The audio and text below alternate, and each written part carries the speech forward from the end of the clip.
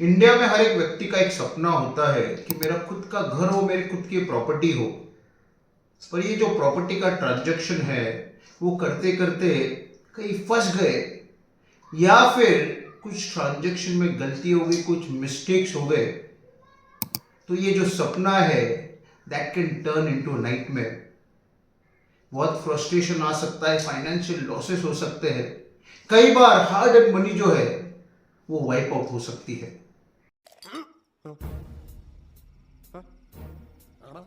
तो प्रॉपर्टी का ट्रांजैक्शन करते वक्त जो कॉमनली टेक्निकल, लीगल और प्रैक्टिकल मिस्टेक की जाती है, अगर वो हम ना करें तो अपना ट्रांजैक्शन इफेक्टिव हो सकता है। So what are the technical, legal and practical angles? जहां तक लीगल एंगल्स का सवाल है, प्रॉपर्टी लेते वक्त उसका टाइटल देखना, सब प्रॉपर्टी के पेपर इंटैक्ट है क्या, सब पेपर्स नाम पे है क्या, पोजेशन क्लियर है क्या, प्रॉपर्टी पे कोई चार्ज तो नहीं है, प्रॉपर्टी के जो चेन डॉक्यूमेंट्स है वो सब अवेलेबल है क्या, प्रॉपर्टी पे क्या ट्रांसफर फी लग सकती है, उसका प्रॉपर्टी टैक्स कितना आता है, उसका मेंटेनेंस कितना है, ये सब एस्पेक्ट चेक करना। और प्रॉपर्टी की टैक्स की लाइबिलिटी क्या है, मतलब जो वैल्यू हम डिसाइड करते हैं उसके ऊपर हमको स्टैम्प ड्यूटी, रजिस्ट्रेशन फी, अगर जीएसटी एप्लीकेबल है, ट्रांसफर फी, ये जो सब चीजें लगती है वो एड ऑन होके कितना होगा वो कंसिडर करना बहुत जरूरी होता है। और साथ ही साथ क्या हम प्रॉपर्टी पे लोन ले सकते हैं, अगर लोन ले तो कितना लोन लेना चाहिए, लोन कितने परसेंटेज पे मिल रहा है, अगर हम बिल्डर से प्रॉपर्टी ले रहे हैं तो बिल्डर का ट्रैक रिकॉर्ड क्या है, बिल्डर हमें क्या क्वालिटीज दे रहा है, क्या एम्यूनिटी स्पेसिफिकेशंस है, क्या नेबर्स है, इन सब एस्पेक्ट्स को देख के डिसीजन लेना बहुत जरूरी होता है। कॉमनली ये मिस्टेक की जाती है कि ये सब डिटेल में एस्पेक्ट चेक नहीं किए जाते, सिर्फ किसी ने एक प्रॉमिस कर दिया और एक हम इंपल्सिव डिसीजन कभी कभी लेते हैं जो बाद में we can regret on that part. So all these aspects of as legal part is concern we need to see. और एक एस्पेक्ट हमको ध्यान में रखना बहुत जरूरी है कि कोई भी प्रॉपर्टी ट्रांजैक्शन करे तो टर्म्स की बहुत क्लैरिटी होनी चाहिए, मतलब कितने टाइम में ट्रांजैक्शन करना है, किसको क्या देना है, किसकी क्या रिस्पॉन्सिबिलिटी है। बहुत बार ऐसा होता है कि हाथी गया पर पूछ रह गई। To give you a practical example, मेरे एक क्लाइंट ने एक ऑफिस खरीदा जिसमें एक सोफा था। तो वो सोफा जो है वो ओरली बोल दिया कि आप ये प्रॉपर्टी जो है विथ फर्नीचर बेच है, बट जब सेलर शिफ्ट कर रहा था तो he has taken out that sofa, और वो सोफा की वजह से प्रॉपर्टी लाखों की, सोफा 10,000 का, पर वो सोफा की वजह से ट्रांजैक्शन में प्रॉब्लम्स आई, रिलेशंस खराब हो गए, एक दूसरे पे नाम रखने रखे। तो ये जो छोटी बातें कहीं ना कहीं पेपर पे होती तो बाद में ये जो सब डिस्प्यूट है, जो रिलेशंस है, उन सबको कहीं ना कहीं सेव किया जा सकता था। इसलिए you have to have clarity of terms and you need to note down those terms on a piece of paper, ताकि बाद में कोई एम्बिग्यूटी ना बचे।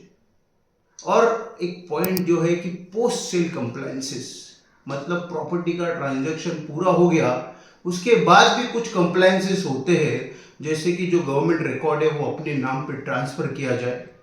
कई बार क्या होता है कि बाद में लोग वो काम नहीं करते, जैसे लाइट बिल है, प्रॉपर्टी टैक्स है, प्रॉपर्टी कार्ड है, 712 एक्सट्रैक्ट है, एज द केस में भी उसको नाम पे नहीं किया, तो बाद में जब प्रॉपर्टी बेचने जा रहे हैं या कोई लोन लेने जा रहे हैं या कुछ भी करने जा रहे हैं तो ये जो इश्यूज है वो आएंगे और उस टाइम पे टाइम जा सकता है, कुछ कॉम्प्लिकेशंस आ सकते हैं। तो प्रॉपर्टी लेने के बाद इमीडिएटली पोस्ट सेल कंप्लायंसेस करना भी बहुत जरूरी है। Coming to the practical angle, मैंने ऑलरेडी कहा कि अपना नेबर कौन है, प्रॉपर्टी का एज ऑफ कंस्ट्रक्शन क्या है, प्रॉपर्टीज में एमिनिटीज क्या मिल रही है। जहां तक प्रैक्टिकल एंगल्स का सवाल है, we need to look into lot of aspect. पहले तो अपना फाइनेंशियल जो है, जूम करो जूम करो जूम करो, क्या हम प्रॉपर्टी लेंगे तो दैट इज फाइनेंशियली वायबल, मतलब उसका जो पैसा इन्वेस्ट कर रहे हैं, ईएमआई दे रहे हैं, उसके लोन के लिए जो हम अप्लाई कर रहे हैं, वो सब चीज़ें क्या हम फाइनेंशियली अफोर्ड कर पाएंगे, या फिर हम खुद को ज़्यादा स्ट्रेच करके कोई प्रॉपर्टी ले रहे जो बाद में हेडेक बने। सेकंड, प्रॉपर्टी के आसपास में क्या जो फैसिलिटीज इंपॉर्टेंट है, जैसे कि हॉस्पिटल है, स्कूल है, ट्रांसपोर्टेशन है, उसके रिलेटेड सब जो इंक्वायरी करके ये जो एस्पेक्ट है वो चेक करना बहुत जरूरी है। Third important point is about the future prospect. कोई भी प्रॉपर्टी हम ले रहे तो वहां पे आसपास में 5-10 साल में क्या डेवलप हो रहा है, क्या रोड का एक्सेस है, क्या नई चीजें आ रही है जिससे प्रॉपर्टी का वैल्यू बढ़ने के चांसेस है। वो जो एक एरिया हम सिलेक्ट कर रहे हैं वो एरिया आगे जाके एक प्राइम एरिया बन सकता है। ये जो फ्यूचर प्रोस्पेक्ट और vision, that is very important, क्योंकि इससे rent income, increase in the property price, increase in the quality of life, all this things are connected to this. पैसा ही पैसा होगा। तो प्रैक्टिकल और लीगल ये दोनों एस्पेक्ट हम सोचे, अपने पास क्या रिसोर्सेस है, अपनी क्या नीड है, लीगल बैकग्राउंड क्या है,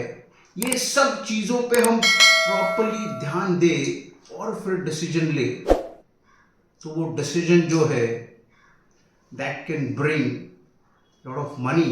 as well as happiness for us.